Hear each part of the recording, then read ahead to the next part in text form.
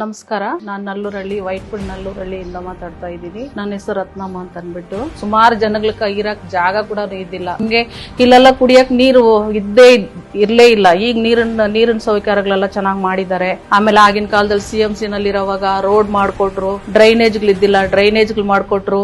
ಆಮೇಲೆ ಅಲ್ಲಿಂದ ಕೆರೆ ಹತ್ರ ಇಂದ ನಮ್ಗೆ ನೀರಿದ್ದಿಲ್ಲ ಕುಡಿಯೋದಕ್ಕೆ. ಅವಾಗ ಆ ಸಮಯದಲ್ಲಿ ನಾವು ಬರೀ ಕೆರೆ ನೀರು ಕುಡಿತಾ ಇದ್ದಿದ್ದು. ಅವಾಗ ಹಳ್ಳಗಳಲ್ಲೇ ಹಳ್ಳಗಳು ತೋಡಿ ನಾವು ಆ ನೀರು ತಗೊಬಂದು ನಾವು ಕುಡಿತಾ ಇದ್ರಿ.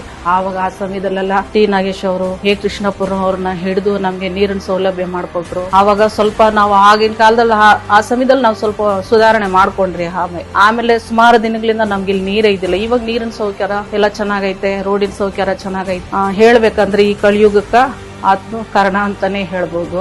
ಇಲ್ಲವರೆಗೂ ಒಳ್ಳೇದೇ ಮಾಡಿದ್ದಾನೆ, ಇನ್ನು ಮುಂದೆನೂ ಒಳ್ಳೇದ್ ಮಾಡ್ತಾನೆ ಅನ್ನೋ ನಂಬಿಕೆ ನಮ್ಗೆ ಇದೆ. ಒಂದು ಅವಕಾಶ ಅನ್ನೋದು ಟಿ ನಾಗೇಶ್ ಅವ್ರಿಗೆ ಕೊಡ್ಬೇಕು ಅನ್ನೋದು ನಾವು ಕೇಳ್ತೀವಿ.